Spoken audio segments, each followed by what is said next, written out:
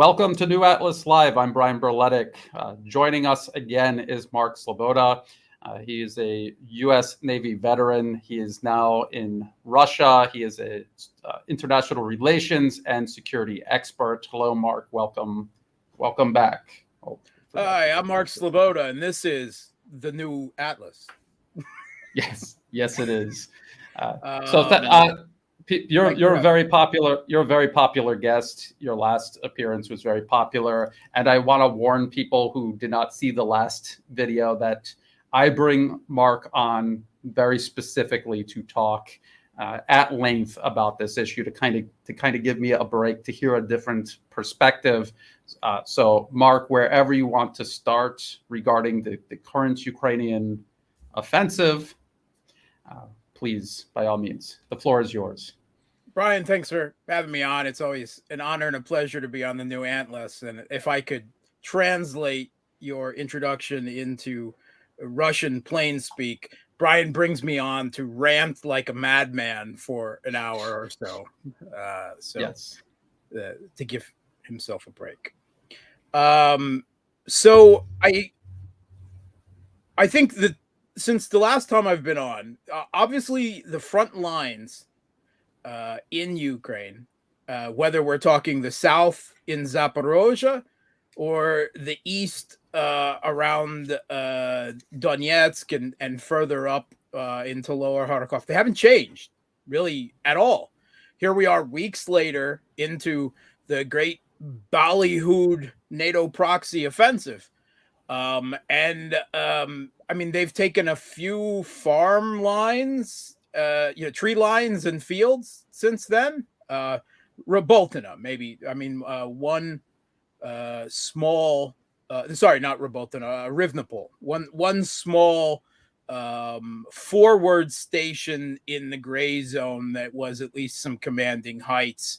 Although, from what I understand, it's rather than them having control of it, it's more or less gray zoned between dueling artillery.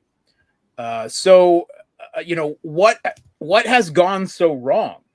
I think is the big question. I was expecting more, quite frankly. I mean, I was expecting a Russian victory at the end of this, that the Kiev regime would not be able to meet the incredibly ridiculously ambitious goals that they had set for themselves, at least rhetorically, with this offensive, and even the West was talking it down on the month or so beforehand, lowering the bar, lowering expectations. But even I expected significantly more at this point. So three things I think are really crucial. First of all, maybe four. First of all, they did not expect the Russia to run the fluid defense in the security zone, the screening zone, the throwaway zone, whatever you want to call it, in Zaporozhye, in front of their echelon defensive lines, where they've ran a mobile defense. This is not a stand-up, fight for territory defense. This is roving, small mechanized squads, maybe a platoon at the most, that are running around with mobile vehicles with Kornet anti-tank guided missiles, taking a pot shot here or there where they see the opportunity, but mostly laying low,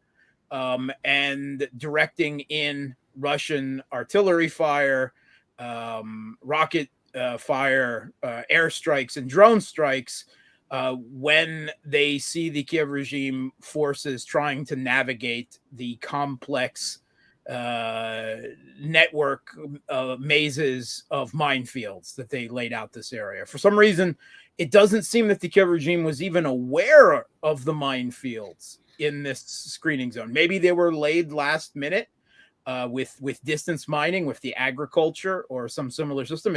That's not clear, but in several instances, they ran right into them. They should have. They did do months of reconnaissance and small probing attacks before this. Now they're trying to cast the whole offensive as some type of reconnaissance and force or probing attack to excuse away the failures that they've had. So that brings up right there from them not anticipating the fluid defense, which has worked very well for Russia. I mean, again, it was never that the Kiev regime should not take an inch of territory, right?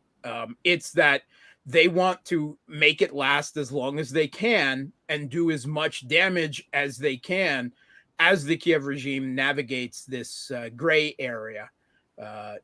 As they move forward to the front defenses, the first defensive lines, and there's only one place where they've reached the what you could generously call the first defensive line at Robotyne, and they've had zero success there. They keep getting thrown back again and again and again. There was another huge attack last night, and they still kept getting thrown back again. So unanticipating the fluid defense and the minefields apparently in the screening zone, and the mines in general. The Kiev regime quite clearly did not have enough demining equipment.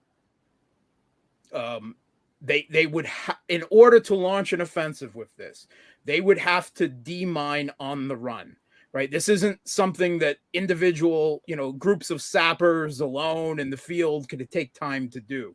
It had to be done with vehicles, armored vehicles on the move in the fore of an offensive mechanized thrust. And they had a handful of modified Leopard tanks that had breaching units attached to it, and it appears they had some breaching units on some Bradleys and others as well. But it quite clearly was not enough because Russia has done extensive mining. And it has to be said that the Kiev regime has been playing with mines as well. In Ugledar, that was a big part of Russia's failures previous in the year was minefields. In the past couple of weeks, they've tried remote mining along the underneath the Antonovsky Bridge across the Kherson River, where they tried to start some kind of diversionary bridgehead over there. They were doing mining there as well to try to interrupt Russian supply lines out there. And in the last week, from what I understand, in the Vremivsky salient area, they tried to mine remotely again on both sides as they tried to move forward through the gray zone to protect their flanks. And it still hasn't worked out for them. So there's a lot of mine warfare going on. But where Russia has plenty of demining equipment and the ability to produce more as needed, the Kiev regime entire military industrial complex is destroyed. They obviously only had a handful of such units from the West, I believe largely because the West just simply doesn't have a lot of them on hand to provide. Another failure of the Western military planning and military industrial complex over the last few decades. But it has been a huge problem. Russia has already decimated a lot of those forces that they had. We saw one particular instance where there were 4 very valuable demining pieces of equipment, 3 of the modified Leopards from Finland and 1 of the Bradleys with a demining a breaching unit attached, all destroyed within meters of each other. And that was already several weeks ago. And this is just the beginning. I mean, they're not to the first defensive line and all the mine networks in between all the defensive lines and so forth. They cannot possibly progress with the equipment that they have. I mean, that's got to be evident at this point. We've seen the horror videos of Kiev regime forces attempting to disembark from, I believe, an infantry fighting vehicle on on into the middle of a minefield, and one by one, 4 or 5 of them all had their legs blown off. It was grisly, right? It was. Yes. If you haven't seen the video, I'm sure someone listening will provide the links for it, but only watch it if you haven't eaten recently or have a strong stomach. It's terrible to watch. I mean, hopefully they were Azov or somebody. Yeah, I don't think they were, but for any normal Ukrainian troops, conscripts, it's tragic, and that's what they're facing moving forward, right? Because this is just the beginning of that. So there's no way they can move forward through that, and they have to attempt to do the demining under a huge artillery disadvantage. Zaluzhny has admitted what Brian and I have been talking about for almost a year now, of the up to 10-1. He specifically gave that number, 10-1 artillery advantage, particularly in Zaporozhye, because it appears that Russia has actually pulled some artillery away from the east to make sure there's plenty in the south to oversaturate the battlefield. And Zaluzhny, speaking to the Western press, he compared it to trying to storm the trenches, the defenses, with bows and arrows, because of the technological and military mismatch that the Kiev regime forces. Now, that is hopeful. It is a bit of an allegory to try to punch, but it really is almost that bad. I mean, that is what they're facing with the artillery mismatch, and then also under air power, because Russia decimated the Kiev regime's air defenses that they tried to move to the front lines in the weeks before the offensive launched, and they have only a handful of aircraft left, and pretty much every time they put a bird in the air, they lose another one, including when they need to do so to fire the Storm Shadow cruise missiles, which are air launched. They always put a Su-24 to fire it and a Su-25 to protect the Su-24, and they always lose one or the other almost every time they attempt to fire one of these Storm Shadows. So extremely costly. Russia has air superiority now, not just air dominance, air superiority over the battlefield in the south consistently now for weeks, and that's why Russia's combat helicopter gunships, the Ka-52 Alligators, the Night Hunters, the Mi-28s at night, are able to just roam over the battlefield like some kind of Terminator movie set and wipe out, anything on the ground, all the convoys carrying, with the demining vehicles in the front. And again, you take out the demining vehicles in the front, you take something out in the back, or you use distance mining to mine behind them as they move forward. And it just, that's how you see so many of these slaughtered Kiev regime convoys in the first weeks. So you combine that all together, not anticipating the fluid defense, the mines, the air superiority, the artillery mismatch, and most of this 20,000 plus Kiev regime casualties so far in this counteroffensive have never seen the enemy. They've been massacred from afar in the security zone, in the screening zone, and this is an absolute failure, of course, in some ways. This was NATO's plan, right, in event of a land war.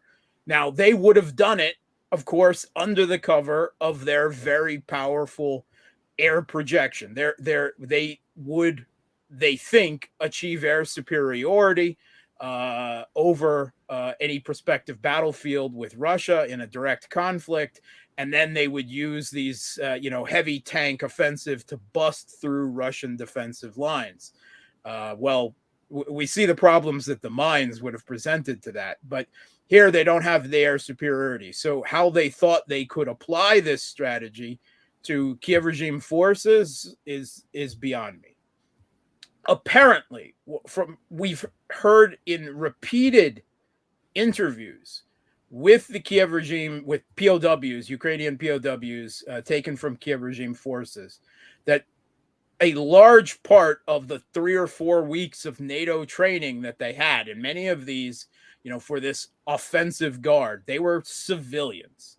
This was meant to be a built from the ground up NATO force with no prior, Soviet style military training to interfere with NATO's construction of a NATO style Ukrainian army, which they thought for some reason they could build on the fly in the middle of this conflict.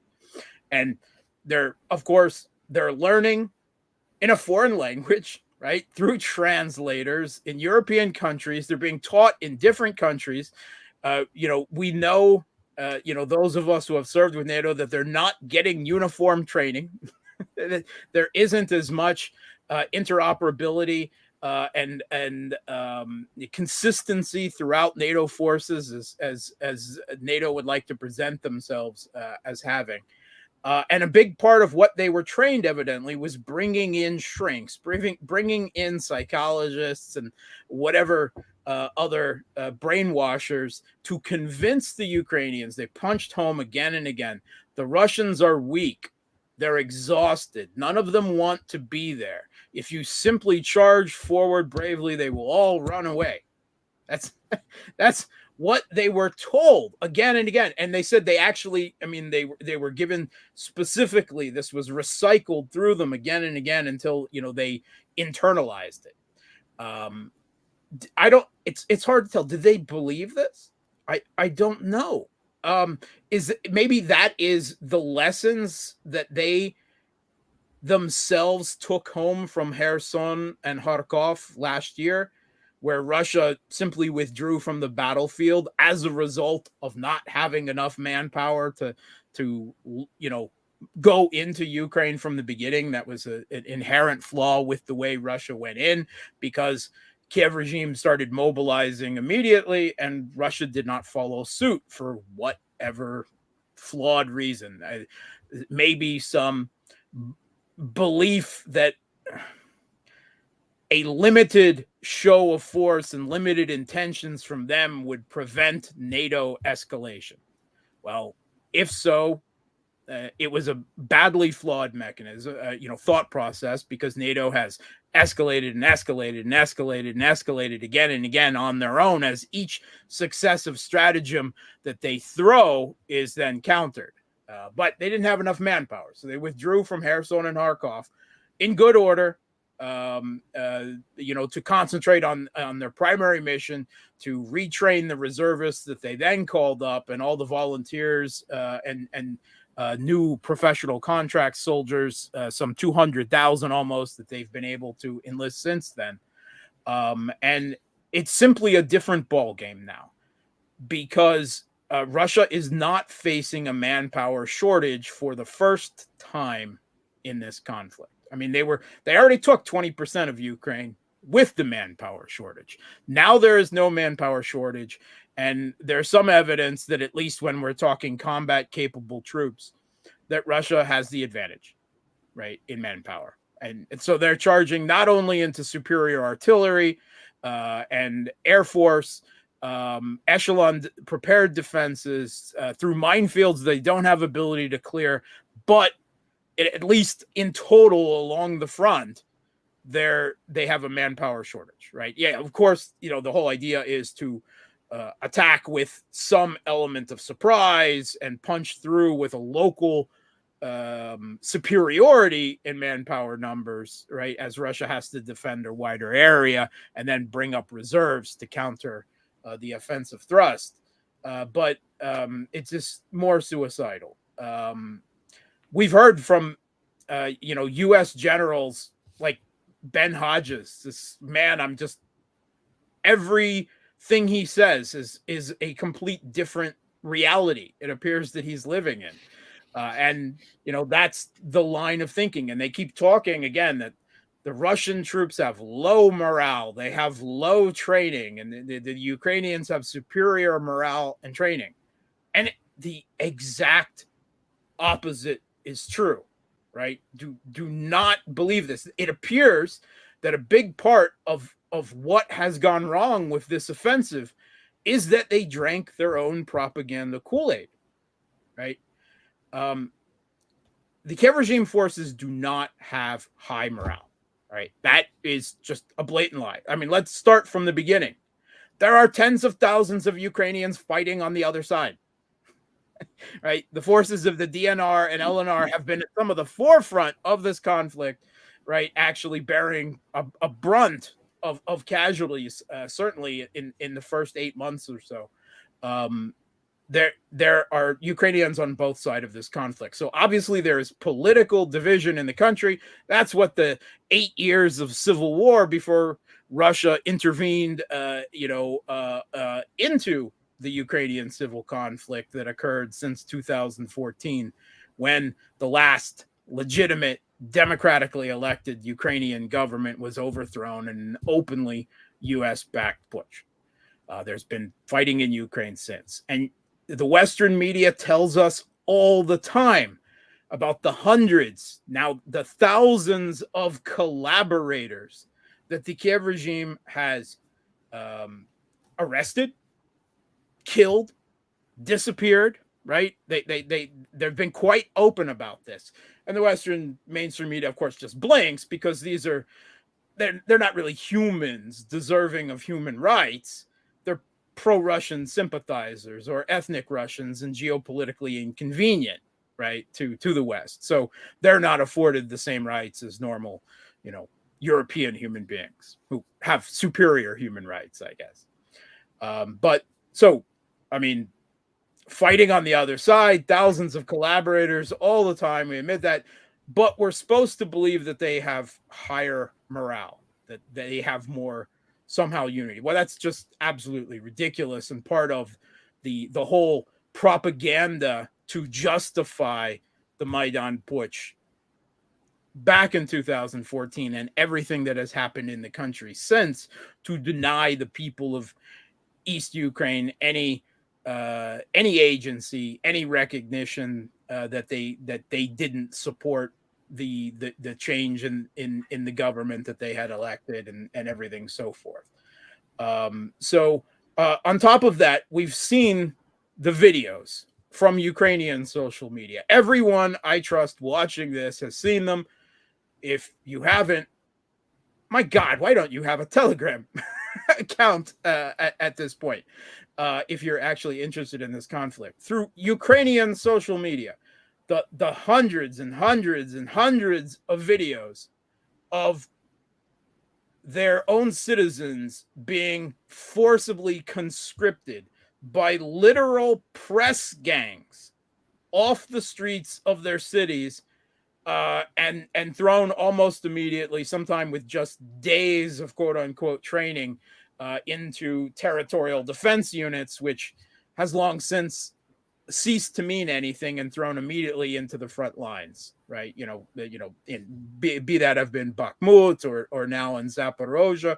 They are literally beating people unconscious in the streets, and it's not an isolated incident. The number of videos, they're heartbreaking. I'm sure you've seen them.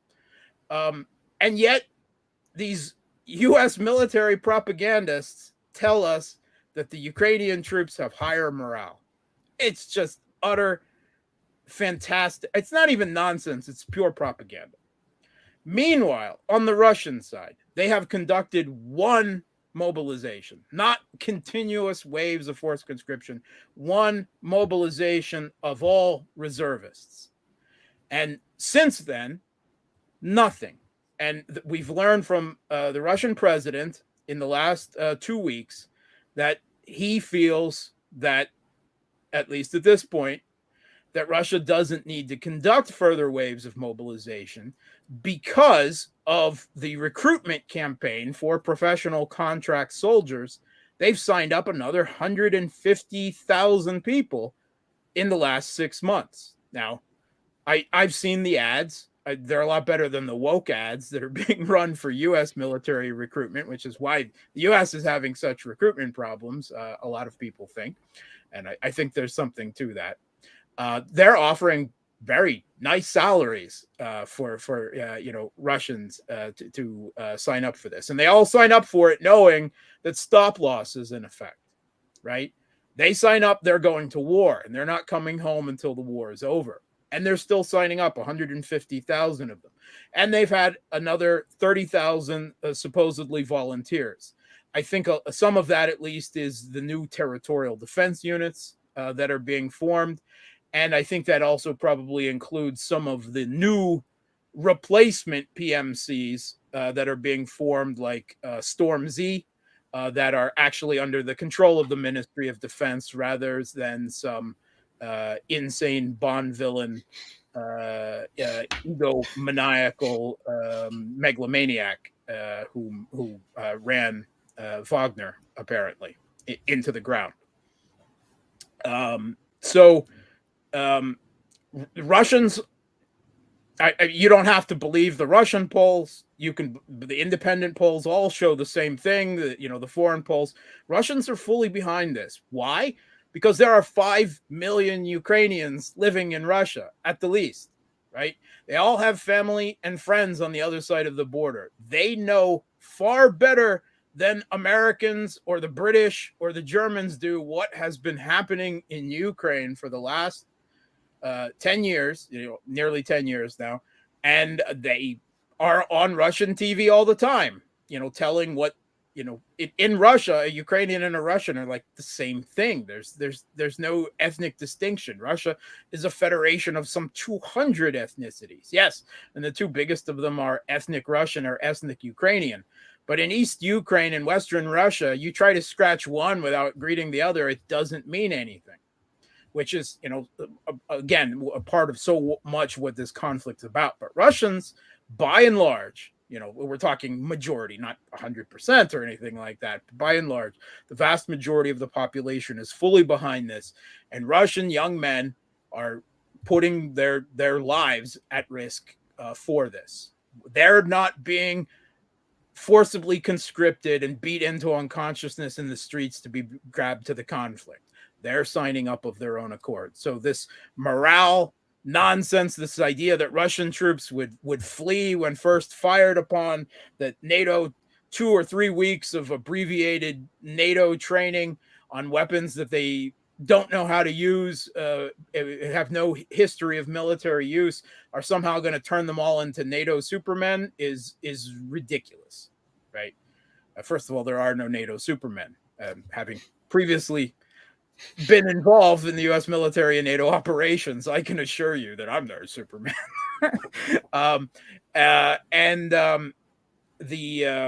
If we take a look at the recent history of NATO trained forces, the valor and efficiency shown by the Afghani security forces, NATO trained for 2 decades.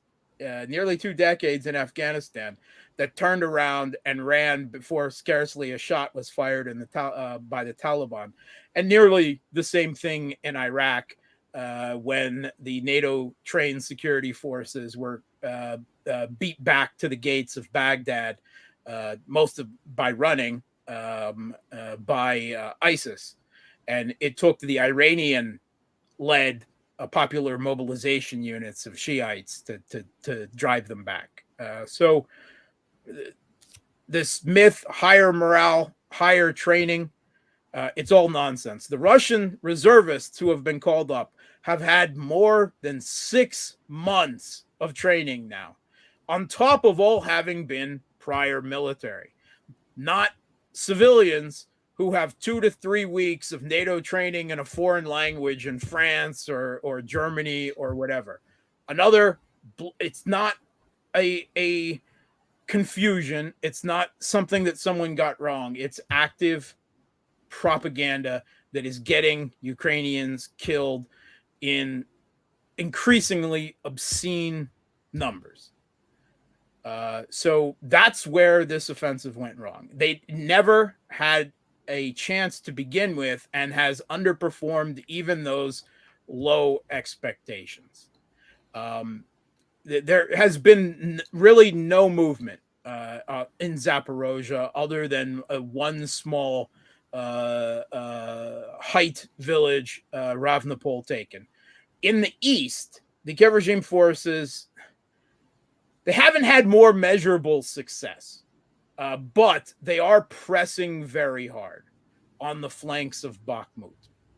In the north, near Berhovka, they still haven't had any noticeable success, but they've had some success in getting close and taking some surrounding heights around Klishevka, which is a settlement in the south of to the south of Bakhmut that is on a series of commanding heights. The idea was they punch through on the flanks and they take heights in the north and south of Bakhmut, and then that would somehow then lead into an operational encirclement, which isn't true. But in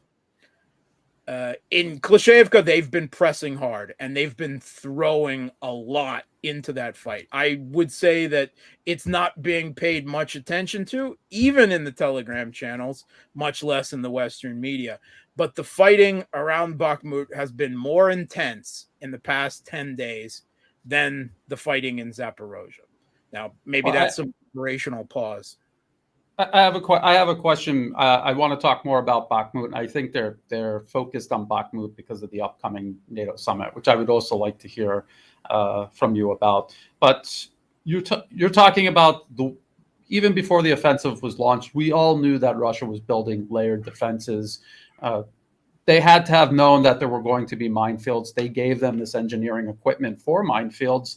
And if you look at, say, during Desert Storm breaching the minefields, what they did was they cleared the opposite end of the minefield.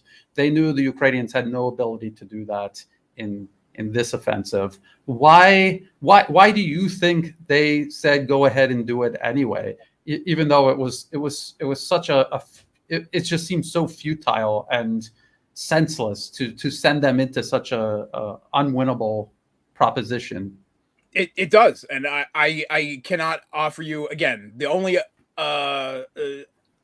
suggestion I can give you is they all sent them to their deaths knowingly, or which is entirely possible, actually, or they believed their own propaganda. They believed that the Russian troops would turn and run, or Russia would withdraw, and they could then take the time that they needed to properly, slowly, on the ground rather than on the run, demine these minefields. That's the only.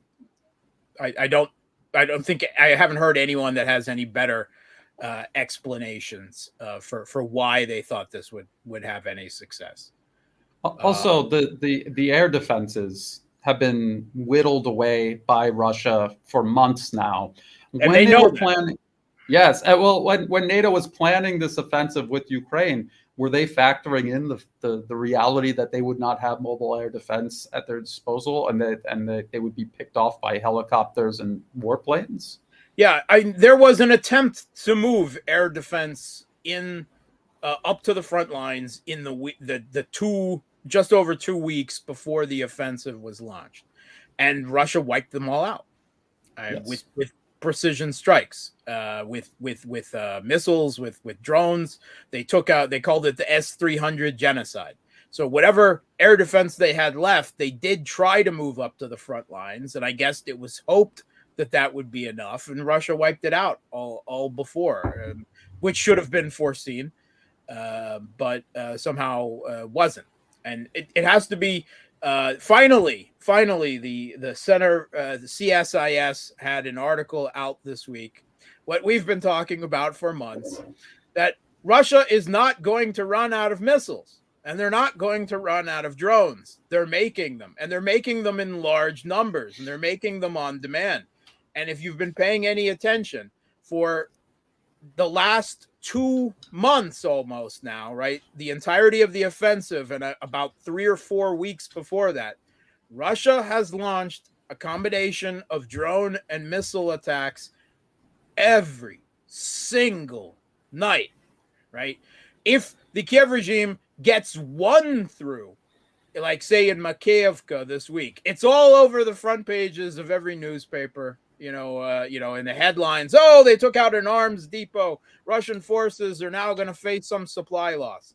Every night, this is happening, a dozen times over to the Kiev regime forces, which I believe is why they're already facing artillery shell hunger on the front lines in the south by the accounts, because Russia's strikes nightly, right? Not running out of missiles, not running out of Garans, or even better, the new and improved Lancets that have just been devastating. The FPVs, everything. Russia's just been dominating, not just with their conventional air force, but with their drone force as well. And a big part of that is Russia's electronic warfare, which completely knocks everything that the Kiev regime puts into the sky down. And we've heard Rusi, it was published in Forbes last year, 90% of what the Kiev regime, thousands of drones that the Kiev regime has been given by the West, 90% have been wiped out, mostly by Russian electronic warfare. Which actually brings something up that I've seen, at least I believe that I've seen, and Russian analysts have been talking about it. This is mostly in the east, around Bakhmut, although there was also a report about it around the Antonovsky Bridge in Kherson as well. It appears that the West, the U.S., assumed, has delivered some some electronic warfare systems to Kiev regime forces, because Russia has reported that some of their own drones have been knocked down with capabilities that the Kiev regime did not exhibit before. Right? This will be countered. Russia will find them and hunt them down, but it's obvious that they were displaying a capability, particularly around Klishevka, that they did not have before. The U.S. is always really quiet about their electronic warfare. It's very secret for them. Even their own people admit that Russia has far superior, not just the systems, but the amount that they are deployed and integrated into the Russian regular military formations. But that has been noticed. Also, I would say that, particularly again around Klishevka, this last week, the Kiev regime had a very noticeable uptick in success in counter battery artillery fire. They took out a large number of Russian artillery and rocket systems. You could call it a grad suicide or genocide if you want, in the south of Bakhmut around Klishevka.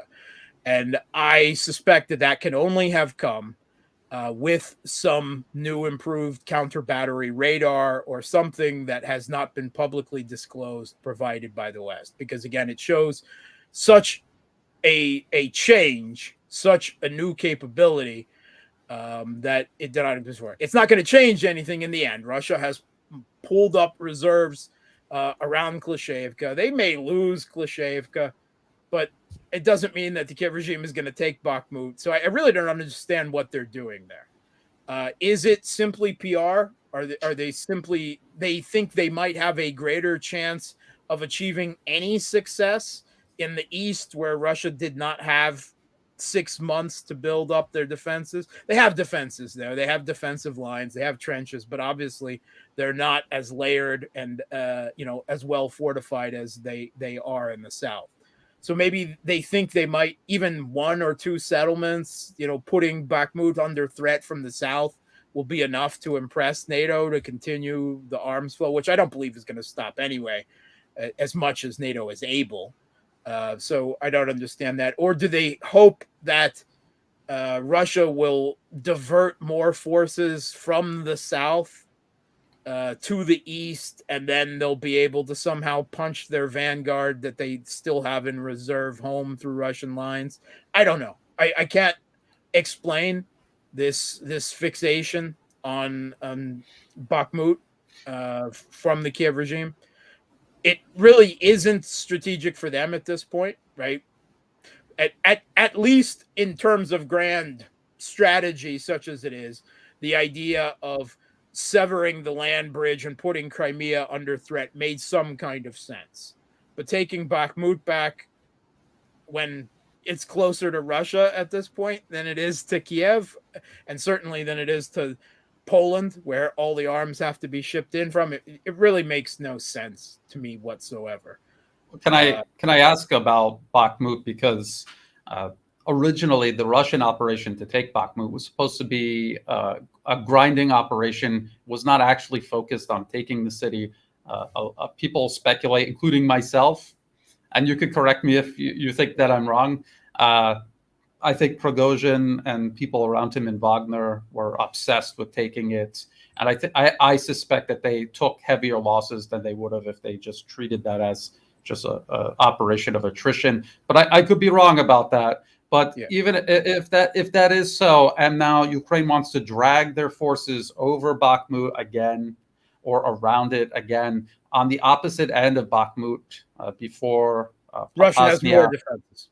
Yes, exactly. Defense is very similar to what's in the south right now that is confounding Ukrainian offensive operations. So maybe you could give me your take on that speculation on my part. Sure. Everyone was quite clear. Surovikin was clear. Prigozhin, spit on his name. They were all clear that Bakhmut was a meat grinder. That the goal of Wagner there was to buy Russia time to retrain up the manpower, the reservists, and so forth that they should have had, at the beginning of the conflict, and they succeeded in that. But Russia had to take Bakhmut, right? It can be both, right? And I think it was both. It wasn't either or. It's been Russia's clearly defined objectives with their intervention, with their quote unquote special military operation. They had to completely liberate Donetsk and Lugansk from the beginning. They were quite clear about that, and they could not progress further in Donetsk without taking Bakhmut. Right? It was the centerpiece of their second to last defensive line. There's no way they could just go around Bakhmut, right? Theoretically, if they had a 1,000,000-man army, then they could swing around and take the Dnieper and ignore, and then cut off Bakhmut. Okay, but that's fantasy. That was never in the cards. So they had to take Bakhmut. Right? They didn't have to take it fast, and they didn't intend to take it fast, but they had to take it. It was strategic. It was the centerpiece of the second defensive line, right? From Seversk, Soledar, Bakhmut, and then further south. They had to take it, but they didn't have to take it fast. And I don't think they actually expected Wagner to be able to take it, to be perfectly honest. They thought that Wagner would hold the line, grind them down, get them involved in urban, tight urban or near urban, the urban agglomeration, even to the direct east of Bakhmut for months, which they did, but they were also able to take it. I do think it was a meat grinder, but they also had to take Bakhmut in order to. Russia is fighting a war of attrition, not a war of territory, with the caveat that they have to take Donetsk and Lugansk. They have to take all of that territory. So that was why they withdrew from Kherson and Kharkov last autumn, but not Donetsk and Lugansk, right? They had to take that. They have to progress in that territory. And to the north of Bakhmut, Russia and the Kiev regime forces are actually trading offensives right now. They're both going on the offensive, essentially right over and under each other in the area of Liman. To the north area, north of Soledar, going up into the lower Kharkov region there. Russia pulled out of Liman. That was one of the places they did pull out of, Izium and Liman. And in order to move on the last defensive line, the Kramatorsk-Slavyansk line in the Donbass, in Donetsk, they will have to take Liman and Izium again first, which is why they're still progressing on this now, because with whatever offensive Russia is going to launch, and once the Kiev regime counteroffensive or offensive, whatever, has completely stalled, then they will launch their own offensive. And part of that almost certainly will be beginning, the moves for the last defensive line in the Donetsk region, and they have to take Liman and Izium to be able to do any type of proper encirclement of Slavyansk. Has to be done. So meat grinder, yes, but also it had to be taken by Russia. For the Kiev regime, that they're now, I mean, they have to take a whole lot of territory. Do they have to take Bakhmut back now? No, it doesn't really gain them anything. I mean, you could say, I guess, that it forestalls further Russian advances to counterattack directly in that direction, but they really would, if they were capable, gain more on a strategic level in the south. Again, is everything they're doing in the east still diversionary to try to buy them time, or which I don't see where that really gains them anyway. They have enough artillery shells on hand for this offensive, right? The U.S. flooded everything that they could find from all over the world, from South Korea and Israel, their secret stocks there, to bring enough artillery shells for the Kiev regime to launch this offensive. And they're still, according to Zaluzhny, 10-1 down. But what they have is of limited supply, and I suspect that they have at most 2 to 3 months worth, at most. And that is not even counting what damage Russia has done to arms depots behind the line with their nightly precision strikes. So they simply can't continue this offensive. And the tactic that they have switched to, this is very interesting. And wait, Mark, before you talk about the at least the switching of the narrative, but maybe also you're going to talk about actual tactics that they're switching, but you're talking about artillery, and they're talking about, well, they have maybe 2 or 3 months of artillery, which I think is about right. But now they're 1 month in this. Yes. And now we hear about them sending cluster munitions. And if you look at the details, they're talking about 155 millimeter shells. And the reason they're sending this is because they literally have nothing else to send to Ukraine. Ukraine is out of artillery. Would you like to talk a little bit about that? And then please do talk about the change of tactics and also the change of narrative in Kiev. I've heard you already. I think you're dead on this as well. They're sending specifically not cluster munitions that can be dropped by drones or other things. They're talking cluster munitions that can be fired from 155 millimeter shells. Why? Because they're all out of everything else for the 155 millimeter range, and they need something at this point. And cluster munitions, Kiev regime has already had them. They have been using them on Donetsk city, on civilians, residential areas for the last 9 years, right? Every day, it has become a fact of life in Donetsk city to learn to identify. They're called petal mines, and they look like little off green and brown colored little twists, effectively. And by far the highest number of casualties in the Donbass has not been from direct artillery shells, but due to these cluster munitions that they scatter around the streets. the people there have learned to identify them and to run and put a bucket over them or something else to something around them to identify them until the clearing teams can get all around through the residential areas every time they fire these to get them out. The West does not care. They have not cared for the last 9 years. It has not been completely unnoticed. Human Rights Watch has written reports about it, but it's not allowed to affect the narrative. You're not allowed to believe that the Kiev regime is purposefully killing as many people in Donetsk as they can because they consider them all collaborators and Russian sympathizers. So it's all right to use cluster munitions on them. And if they send these cluster munitions to Ukraine, as apparently they're now doing, they will simply, it's not going to change anything on the battlefield, right? It's an ability that they've had before. They'll just be able to kill more civilians in Donetsk and some other cities. They now consider essentially all of Zaporozhye and Kherson to be targets as well.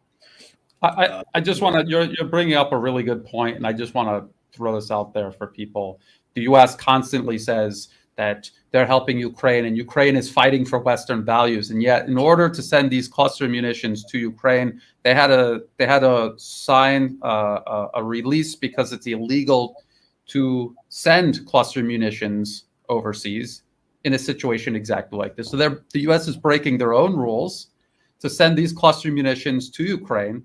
It's not going to change anything on the battlefield. And as you pointed out, and I showed this picture, these are the pedal mines, and they've used a lot of other nasty cluster munitions over the last 9 to 10 years. This is what Ukraine is going to be doing with them. So these are the Western values that Ukraine is fighting for, that the West is sponsoring them. I just want to make that abundantly clear. Now, I mean, it is true that neither Russia nor the U.S. nor Ukraine have banned cluster munitions, right? And neither has China, for that point, or any country of size with a military that really matters.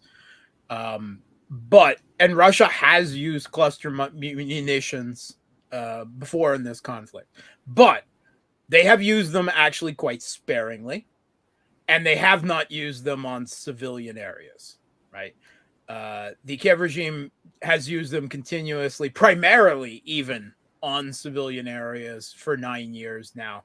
And the Western media they know it's happening. They just turn their eyes and pretend that it's not, because it doesn't fit with the geopolitical narrative that they've been trying to sell. So it's not going to change anything. I think it is primarily to simply give them something in the 155 millimeter range, because they're out of everything. And it is just going to end up killing more people, mostly Ukrainians, that the West says that they are, sending all these arms over there to save, but they're not the right Ukrainians, I guess. So it doesn't matter.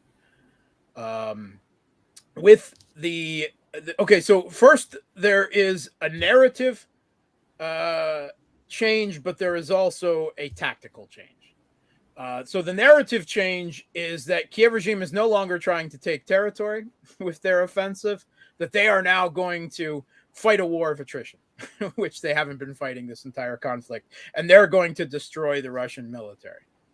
Okay, what does that mean? Okay, that means that they are not able to demonstrate any success with their, territorial, what the Western mainstream media has become accustomed to because of this debacle with the withdrawal from Kherson and Kharkov of mass quick territorial changes that are presented as a grand Kiev regime military success on the battlefield, which it wasn't.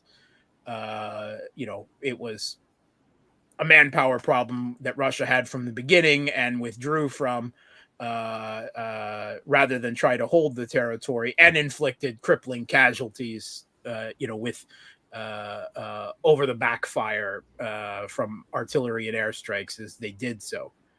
But this is because they can more easily continue the narrative that the offensive is achieving some type of success now, even if you can't see it on a map.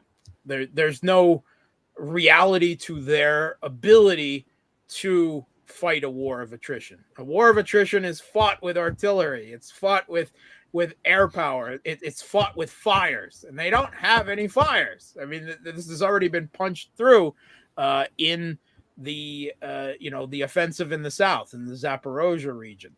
They can't fight that type of war. This is just attempting to sleight of hand to continue the narrative and allow these crazy lunatics on YouTube and in the Western media to continue. Oh, it's okay that the offensive is so slow. It's Russia took a long time to attack Bakhmut. Completely different stratagems, for what is happening. So there's no reality to it. That's just part of a desperate ploy of the information war. But there is a significant tactical change that has been happening for over 2 weeks now.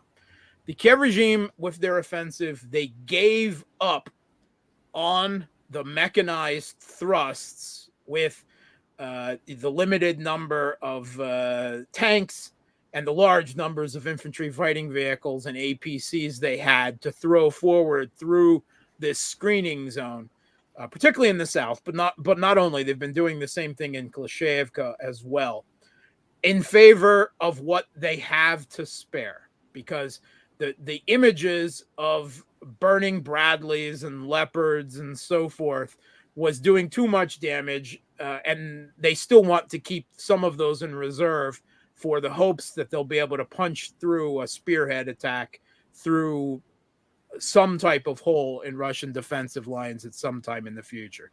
So to spare the gear, they've turned to the meat. And they have literally been, once again, conducting human wave attacks. They've actually been driving, and this is in small sizes, right? We're talking 10, usually somewhere between 10 and 50 men are being sent forward in assault groups, and they're being dropped off at just before the line of contact, right, as they're entering artillery range, in pickup trucks, right? They're not even bringing them to the front in armored vehicles anymore, because they don't want to waste the Western armored vehicles. They still want to keep their reserve for, this spearhead thrust that they imagine is going to happen still at some point in the future. So they've been sending forward just waves of meat into the screening zone to try to reach and breach the first Russian defensive line, at which point, theoretically, they would then lunge forward with what armor and mechanized forces they have in reserve. But that's what they're doing. And most of these guys, again, have very little training. This isn't the offensive guard that have received the magical 4 weeks of NATO training or whatever. This is civilians that have been conscripted and given at most 2 weeks of quote unquote training and then thrown forward as meat to die. And there are increasing stories about the Kiev regime units that are getting into the screening zone and then just hiding in forest lines until the retreat is sounded, because they know it's a suicide mission at this point for 90% of them. And then at the end of a large human wave attack, again, because Russia doesn't have large numbers of manpower in this area, in the screening zone. In the echelon defenses, they have plenty of manpower back there, but they're sending the meat to just get through this screening zone, because Russia has proven too effective with the artillery and air power to take out the mechanized. So the hope is that they'll put these manpower, this human wave forward, that they'll be able to reach the first defensive lines, breach them, and start to entrench themselves. And then they can bring forward the spearhead of what tanks and mechanized forces and punch through in large numbers there. Hasn't proven terribly effective for them yet either. Again, you can say that they took a few more fields and forest lines if you want. How long has Pyaty been going back and forth on the western edge of the Zaporozhye line? Pyaty the translation, it literally means 5 huts. That's what they've been fighting, and it's been going. It's a gray zone. As far as I know, it's still gray zone, and they haven't been able to progress past that. For weeks since the last time we talked, three weeks now. They haven't been able to progress past the 5 huts, which I guarantee you. First of all, there's probably a few more than 5 huts, but not many more. And second of all, they no longer exist. Right? There's nothing left there. I mean, there weren't any civilians. They had long been evacuated out of this whole area beforehand. But that's their stratagem change. Save the gear, spend the meat. And it is, I don't know what to call it. It's genocidal. It's crazy. It shows a complete disregard for their own troops' lives. Compared to the Russian stratagem, which has always been to put manpower first, no matter how much they tried to present the exact opposite as happening in this conflict. At the end of the day, the force numbers, the mobilizations, the amount of mobilization and the numbers and how it's being conducted on both sides show the reality of this. Russia has never conducted human wave attacks. The Kiev regime is now in ever increasing numbers, and it's tragic. It's really it's tragic to see, and I'm always so grateful whenever I see the videos of the smart ones who surrender, and to watch the Russian troops. I mean, of course, I'm sure there are isolated incidences of vengeance and everything. It's a war, but by and large, what I've seen is the Russians are like, well, thank God you came to your senses and you didn't. We didn't have to kill you. What were you thinking? You're and then the Ukrainians, at least the ones that are on the videos. I'm sure it's not the Azov and the Banderites and Carpathia Sich and all of those Kraken and whatnot. But these, they're like, yeah, why are we fighting? You're our Slavic brothers. Yeah, okay. Yeah, and they don't need translators to talk to each other. This isn't the U.S. in Iraq or Afghanistan. They can talk to each other. So at least is something that we're not on the front lines, but I believe that there is still an amount of disassociation that we experience of alienation against the loss of human life that is occurring in this conflict. And for those of you out there from even further away without family in Russia and Ukraine, I imagine it's even further, but it still is extremely painful for me and my wife, to watch. She won't watch any of the videos. I make myself watch them, but it's never, again, with the exception of the Banderites, then I don't care. Whatever is done to them, we've seen the Russian government and too many times exchange in prisoners of war Banderites that should all at the very least be facing war crimes trials. So if Russians in the field decide that they can't rely on the Russian government to conduct their policy of denazification, well, then some people may take it into their own hands. But for the vast majority of Ukrainian troops, that is not the case. And I've seen them being treated like just cousins who got some stupid things into their head. And what were you thinking? And let me fix your injuries. Yes, exactly. And that's what I see as well. There's two more topics, the NATO summit and the Zaporozhye Nuclear Power Plant. I don't know what you make of that. This sounds very familiar. And people who followed the conflict in Syria, the Russian government would often come out and say, there's a chemical weapon provocation being staged. They would make a big deal about it. It would never happen, but it did happen several times, and it was staged. It was a false flag attack that the U.S. was trying to use to expand its intervention there. What do you make of all of this talk about Zaporozhye Nuclear Power Plant, and then after that, the NATO summit? Sure, yeah. I mean, the Zaporozhye Nuclear Power Plant, I think, is clear, and it takes a true propagandist to try to deny otherwise what has been happening there. And I specifically was talking about this last autumn. I made videos about the problem with the threat of what could be done with Zaporozhye Nuclear Power Plant. So the Kiev regime goes into this knowing that their counteroffensive is probably going to fail. And even if it succeeds, they will still need to freeze the conflict. Right? That's the most important.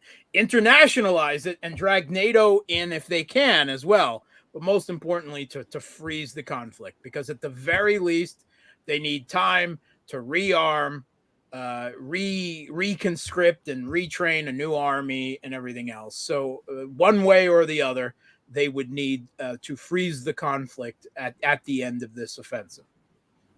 The Zaporozhye Nuclear Power Plant is the largest nuclear power plant in Europe. 6 reactors. Okay.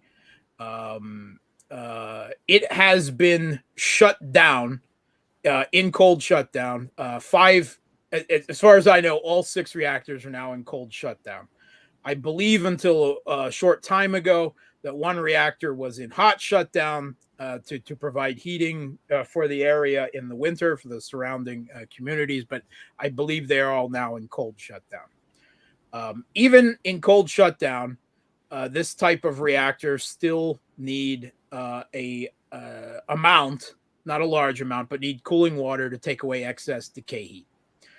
The primary source of cooling water for the Zaporozhye Nuclear Power Plant was the Kakhovka Reservoir, which no longer exists. It no longer exists because the Kiev regime destroyed the Kakhovka Reservoir dam, several weeks ago now. Now, there is a secondary cooling, an artificial cooling pool. And in the state that the reactors are now in cold shutdown, there is enough water in that pool to continue cooling the reactor for months, probably about a year. And it's something that can actually be refilled, at the amounts. But cooling still is an issue. Now, the reactors themselves are in no danger, right? First of all, they're all in cold shutdown. Second of all, they have the god of containment domes around them. They are all meters of steel reinforced concrete, and nothing short of a direct tactical nuclear strike is supposed to be able to penetrate these domes. And they have certainly held up for months of the Kiev regime shelling the Zaporozhye Nuclear Power Plant, shelling it, hitting it with kamikaze drones. And although they continually made narrative attempts simultaneously to say that it was the Russians shelling themselves in the nuclear power plant that they controlled, the Ukrainian military was making statements admitting that they're shelling the plant. The Ukrainian general staff was posting that they were. And I think that's another one of those that the Western media was denying for months and just repeating what the Kiev regime says. But now they're at the point where they just try not to talk about it at all, because it's basically been debunked at this point that it was Russia, that it was, shelling the nuclear power plant that they control, but that it was the Kiev regime. So they've held up for months. They have been basically experimenting with the ability to create a nuclear incident here with that shelling for time. And what they can target is not the reactors, but they can target the cooling water pond now, because it is dependent on the pond, the cooling water pumps, the diesel generators that provide electricity for the pumps, and the spent fuel containers, where it's essentially nuclear waste, if you want. I mean, it's not like sludge and barrels and everything, but it's spent reactor elements. And they are pretty seriously protected too, but not to the same extent as the containment domes around the reactors. And if they were able to be penetrated, the idea is there could be a dirty bomb type effect there. So here's what I believe. This was a plan B to be put into effect. Whether the the offensive failed or whether it achieved very limited success, the conflict need to be frozen. So I believe that first there was a plan to take the plant. And that was why the Kakhovka Reservoir Dam was destroyed. The reservoir is drained out. The pictures of it have been all over the internet. They call it mud flats. It doesn't look like mud flats. It looks like dry, baked territory at this point. Now, there's a lot of open questions about how much weight that this bed can withstand. I don't know. I'm not a mud expert, and I haven't heard anyone who is a mud expert who has defined, exactly how much, whether it can withstand, mechanized vehicles, whether it can withstand, I don't think 60-ton Western Main battle tanks and so forth. But at the very least, it could be used for a sizable infantry attack, particularly at night. So a two-pronged attack, one across the Kakhovka Reservoir. Remember that the Kiev regime tried to launch several amphibious raids last autumn, which we talked about at the time. The Western media tried to pretend didn't happen. Later, they had to admit that they did. They tried amphibious raids to seize the plant last year. They all failed. So they solved the problem of the amphibious raid problem by getting rid of the water. So that was one. The second prong of the attack was supposed to cut through the eastern end of the former Kakhovka Reservoir, where the Russian defenses abut there, and it's around Vasilievka, and just up above that is the Pyaty and so on that we were talking about.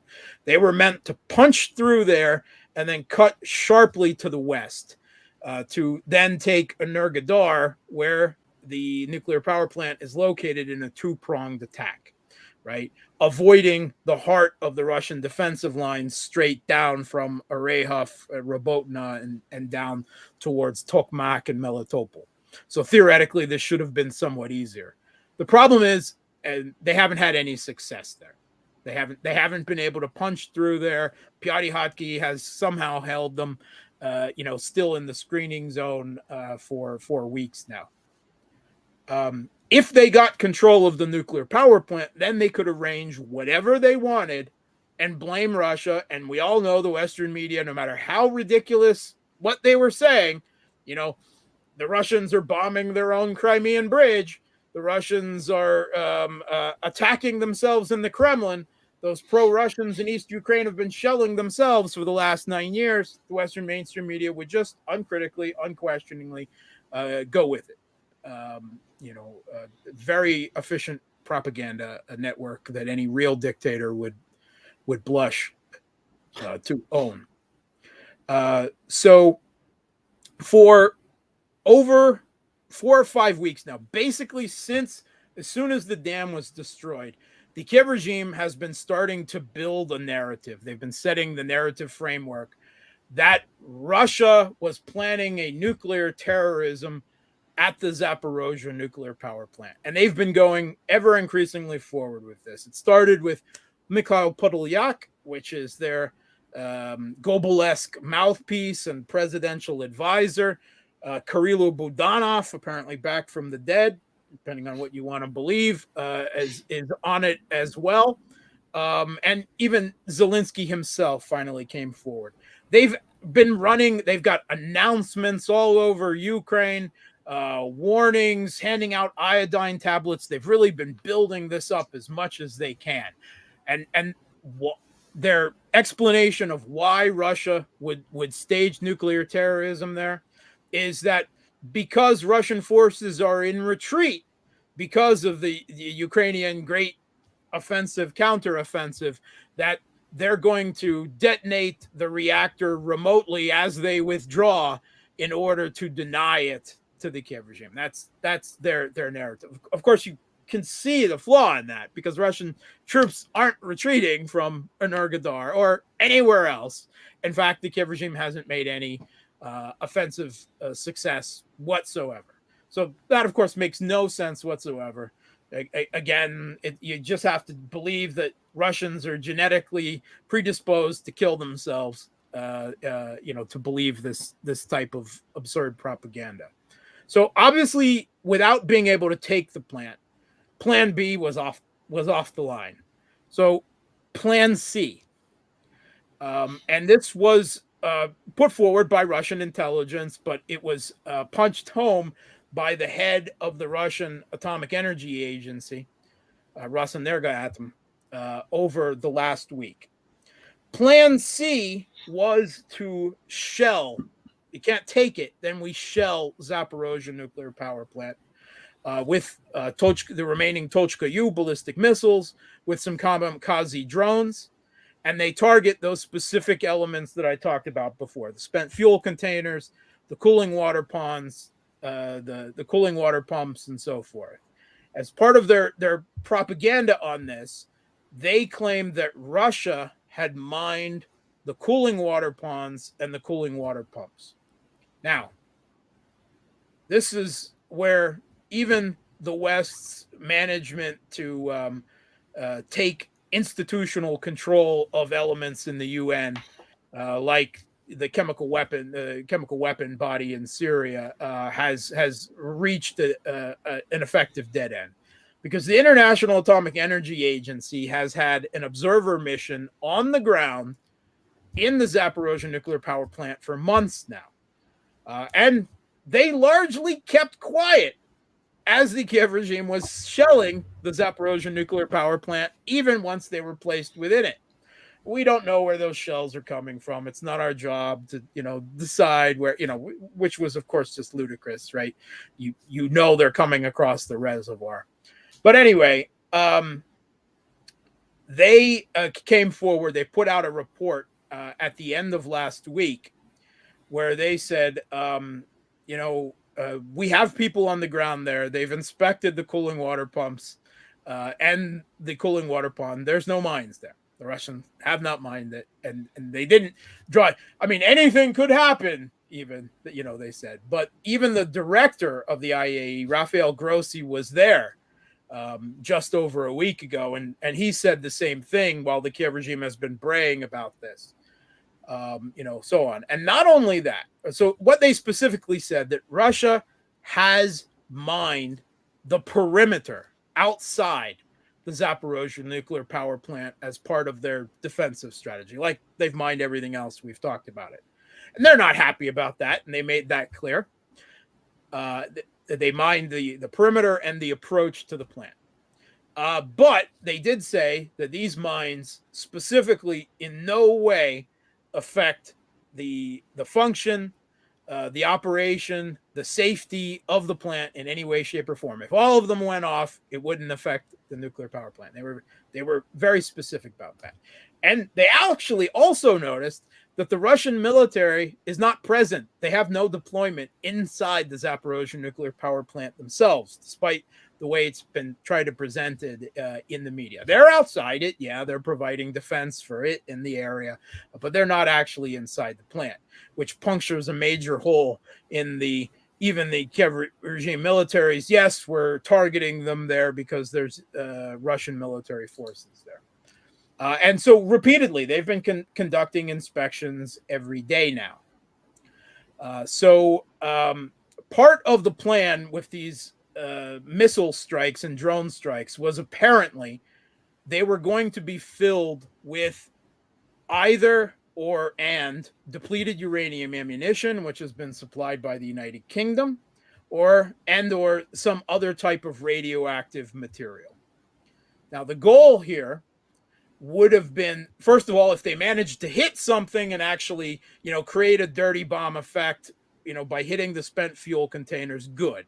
If not, then there'll still be nuclear material that is discharged with the warhead, with the missile strikes. And that the idea was to raise the background level of radiation in the area to trip off the automatic sensors, right, that are wired in. The whole world would immediately know this. The idea then is to simulate a nuclear incident. simulate it. If they couldn't cause it, then they would simulate it. And they would blame Russia for the nuclear terrorism. The media would all go with it. And they would call for freezing the conflict, right? This is not just a Ukrainian catastrophe. It's a European catastrophe. It's not just a European catastrophe. It's a global catastrophe. They were putting forward ridiculous maps showing fallout somehow well into Poland and all this other totally, ascientific, completely, fanciful stuff to try to set the narrative for this. And then, of course, part of that is to internationalize it and to provide a pretext for NATO member states, not NATO, because obviously all of NATO would not be behind this, but to provide a pretext for some nuclear member states, looking at the US, the UK, Poland, the Baltics, maybe Romania, to then come in and say, this is an extraordinary situation. We have to go in as peacekeepers, secure the area, and so forth, to internationalize, freeze and internationalize the conflict, and potentially bring NATO in. And there's clear evidence that they were setting the narrative framework. At least some people in Western governments were. Right? We have heard from British MPs saying that, and Polish officials as well, saying that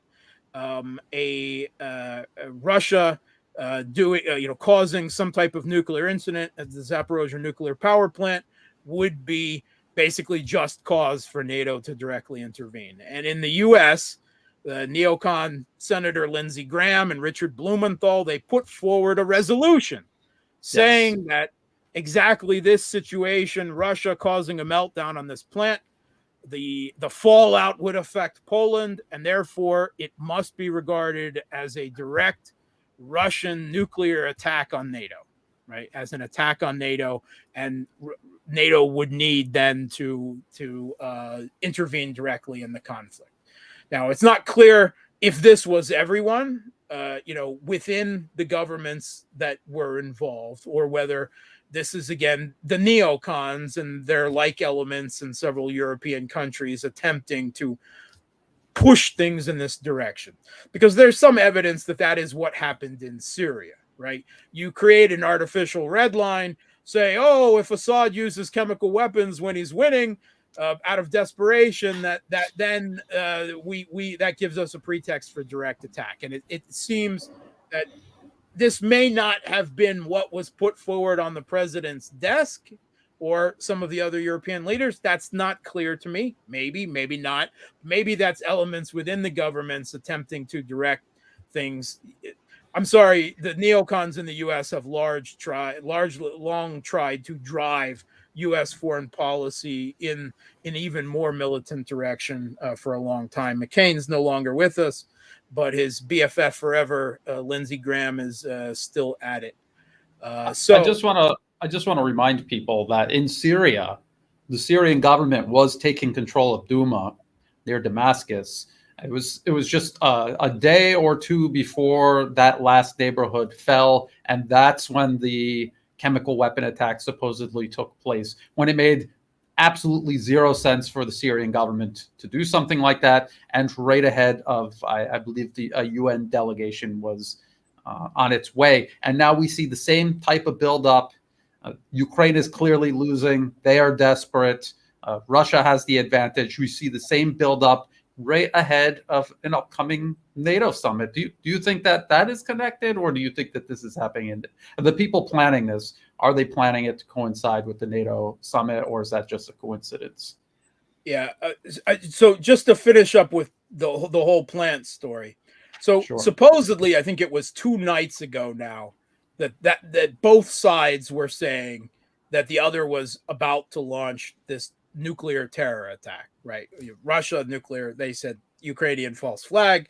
The Kiev regime called it a nuclear terror attack, and the night passed. And since then, Budanov has come forward and tweeted, or maybe it was tweeted, maybe said that the the threat of Russian nuclear terrorism is going away, essentially, that it is fading, which I take to mean that the Kiev regime plans have been put aside for now, temporarily at least.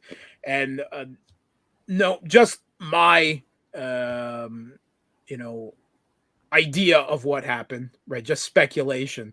There were a flurry of calls during the day between Zelensky and various European leaders, and where they were expressing their concern about the whole affair. And I think a number of them probably said that no, you're not doing this. This would be way too far, and at least temporarily, those plans appear to have been put on hold. But I believe that these were clear plans that were put in place. And once the dam was destroyed, that was the reason it was destroyed, to facilitate an eventual attack across the reservoir, specifically at Energodar, where the Zaporozhye Nuclear Power Plant is located. And now we're coming up on this NATO summit, which is being blown up as the biggest event of the year for some reason, on July 11th and 12th. And the Kiev regime itself has been saying that they have to show some success before the summit. I actually don't believe that's true. I think NATO would continue, no matter how bad they could do and have done, that NATO would continue providing them with whatever they were still able. I think there will be a reduction in aid simply because NATO is not militarily industrial complex, not able to ramp up fast enough to continue the supply.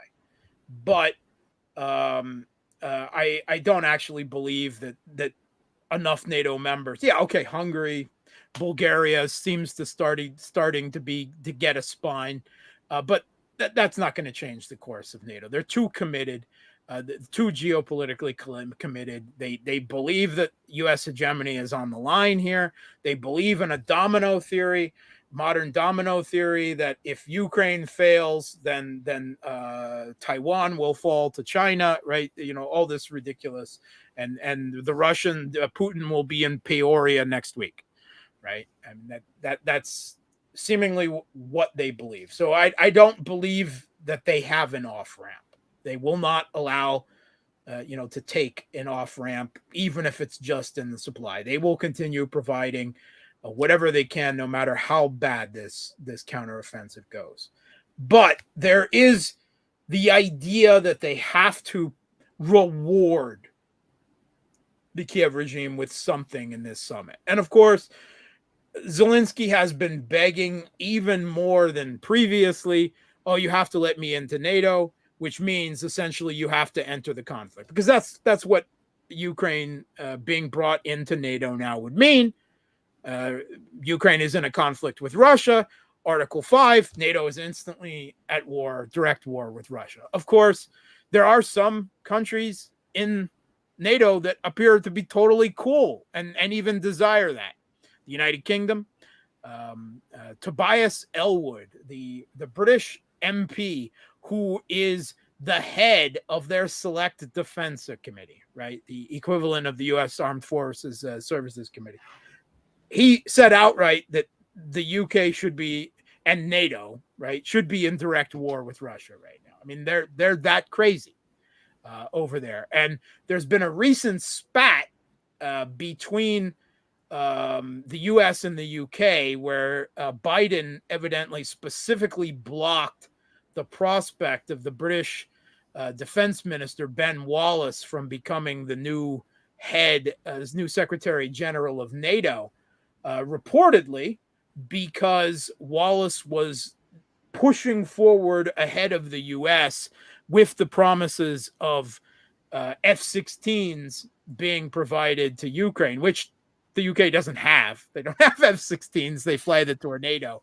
So evidently the Biden administration felt this was the UK, the tail wagging the dog a bit too much. And so instead he wants the much more qualified gynecologist Ursula von der Leyen to be the new Secretary General of NATO, which sounds just great to me. I mean, the most powerful military alliance, at least, figurehead led by a gynecologist. Sounds great.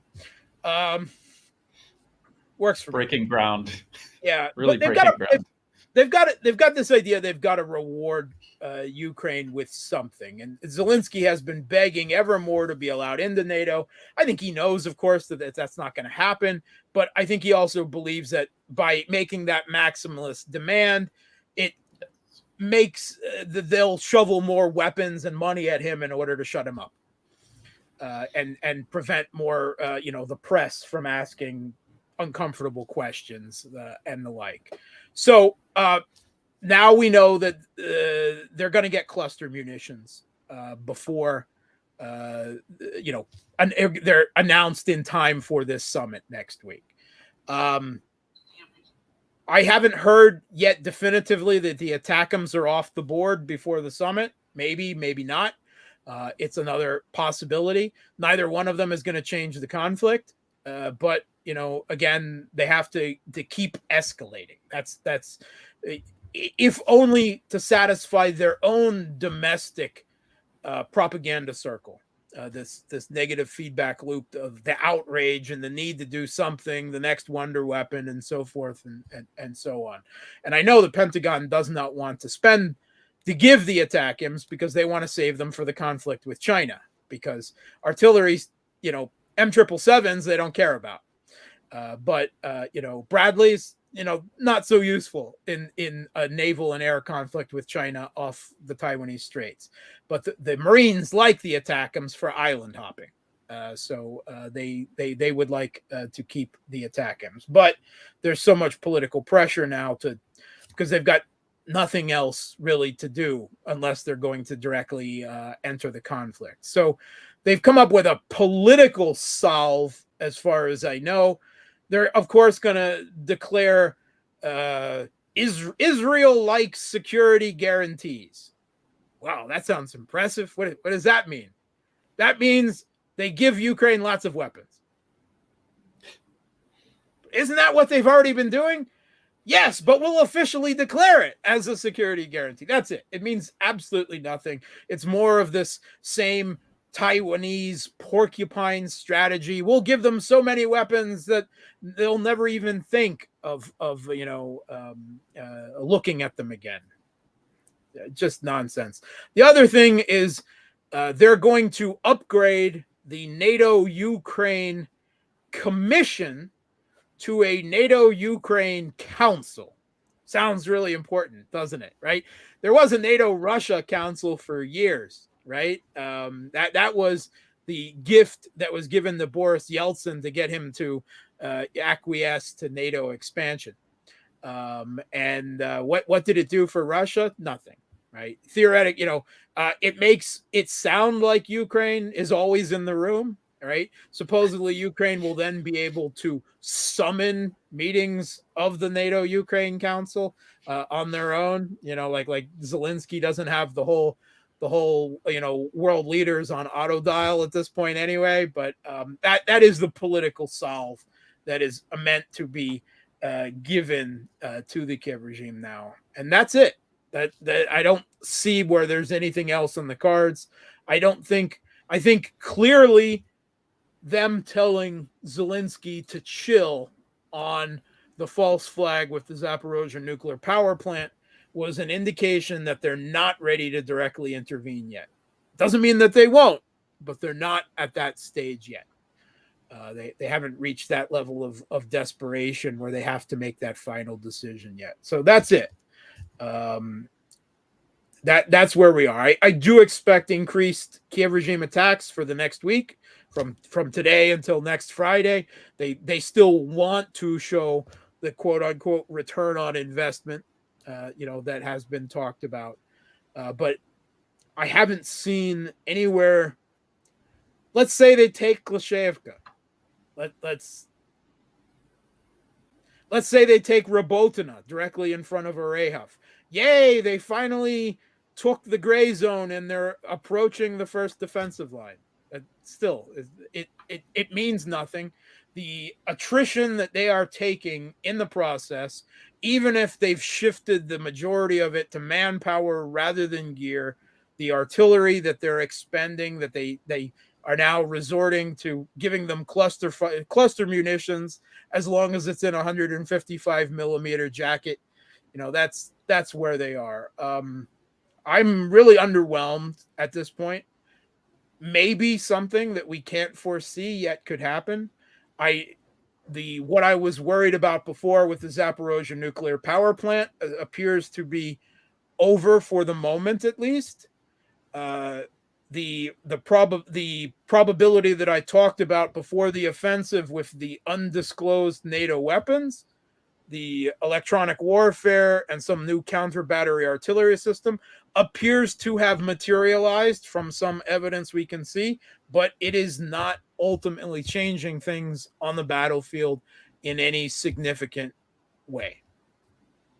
So I'm still waiting for some measure of success. Never thought it would succeed, but I didn't expect that it would be the catastrophic failure that it is. And maybe that's an abundance of analytic caution on my part, but I really expected them to have something in mind to get around the problems of the artillery and the air power mismatch that Russia has totally dominated them on, and they haven't demonstrated it. And I can't see how they'll move forward through minefields in the face of that any better than they already have. And remember, their whole plan for the Southern offensive was to cut through the land bridge, which means punching through these defenses and taking and holding a slice of territory through the South Donetsk, Eastern Zaporozhye area, around Melitopol, reaching the Azov Sea and then putting themselves within artillery range of Crimea so they could bomb Crimea at will. Because that's the real way to win the hearts and minds of the Crimean people. I have to assuage the fears of my mother-in-law in Simferopol every night. Don't worry, they're not going to be artillery shelling Simferopol anytime soon. But they have to take and hold that territory. And as they move forward, they are stretching their already ridiculously overstretched logistical lines with this hodgepodge of equipment that they don't have the ability to maintain and use for any length of time. And they are putting themselves into an effective cauldron with Russian forces, with all that artillery and air mismatch on both sides. That is, even if they cut through that territory, it just gets harder for them, not only in terms of increasingly more powerful defensive lines packed with more Russian troops in reserve, but also with the simple specter of stretching their own forces out and having to take and hold that territory. It's impossible at this point. There's no way that they can achieve that, having already wasted some 25 to 30% of all the vaunted Western wonder weapons that so far are smoking on the ruin, the steppes of Zaporozhye. Leopards burning in Zaporozhye once again. The historians, they're just, I don't want to say masturbating, but masturbating. The idea, history does not repeat itself, but man, does it rhyme. Yes. German leopards. And people have to remember that if Ukraine makes a breakthrough and they commit a force to punch through, there's no more guesswork where Ukraine is committing all of its forces. So that is another disadvantage for Ukraine, even though you could already imagine the headlines. I've also said, what if they even take Bakhmut? They have these layered defenses east of Bakhmut that they're still going to have to get through. So it is a disaster. And then people have to remember, if the West commits to intervening in Ukraine, they're going to need their air power, and that is going to be air power taken off the table for any potential war with China. Yeah. So it's a conundrum. But the whole premise of the U.S. trying to maintain global hegemony makes no sense to begin with. So why would anything built on top of a premise like that make sense? Go ahead, Mark.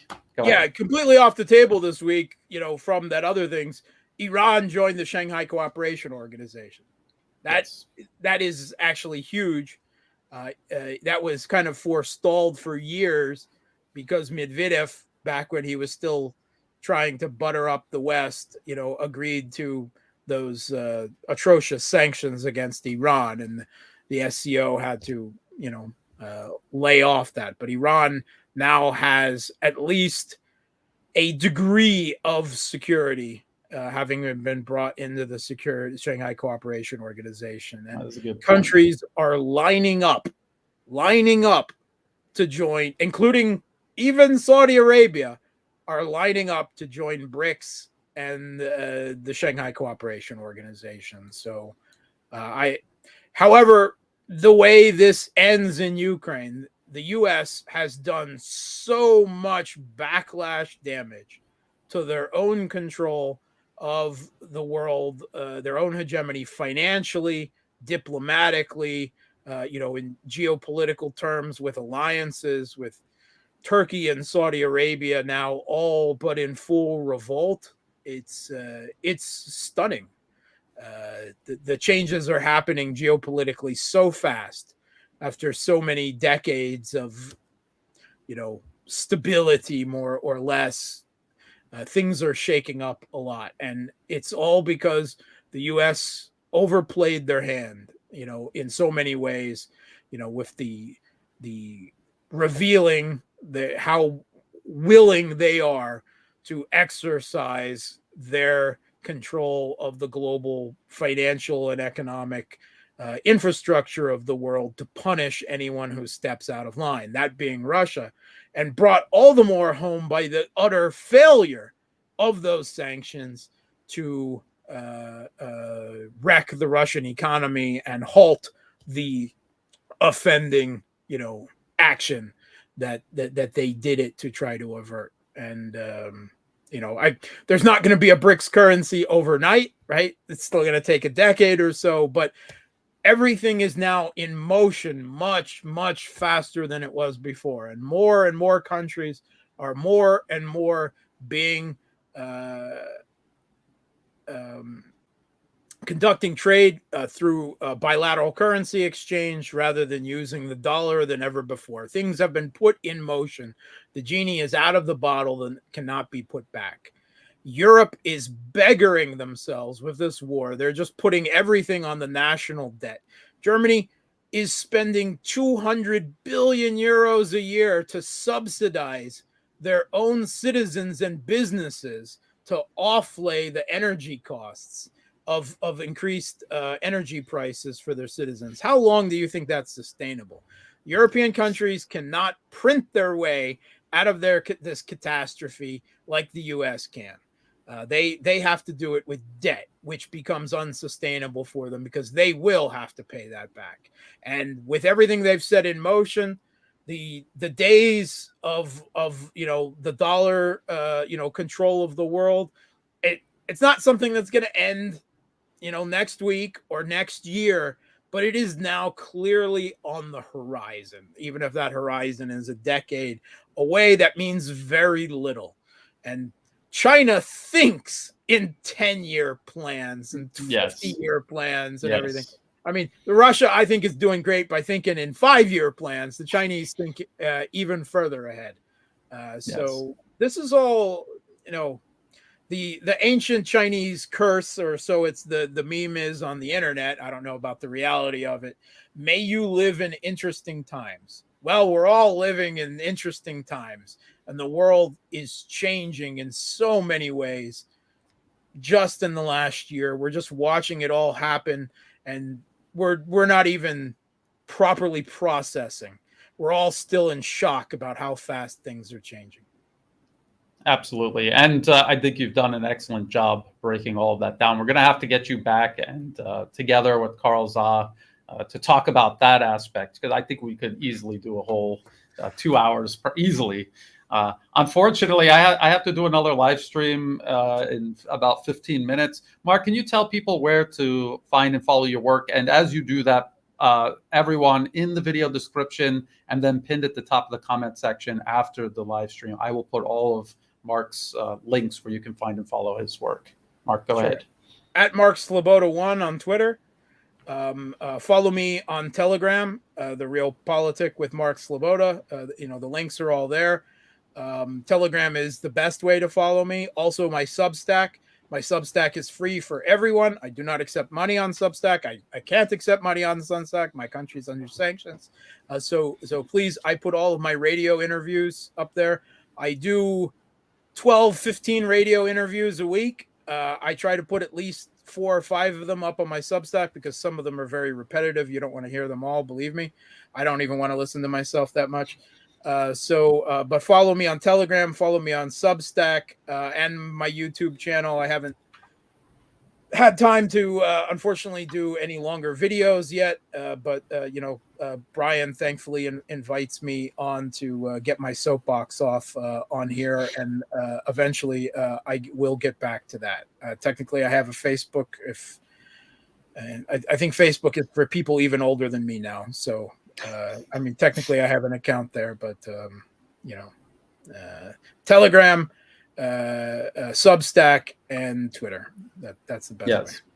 And Telegram is great. That's where I find your Substack links to your radio interviews, which are great. I highly recommend them. All of those links will be in the video description below. Everyone that tuned in live, and I see that Brian does the same shows as well. So you can hear both of us.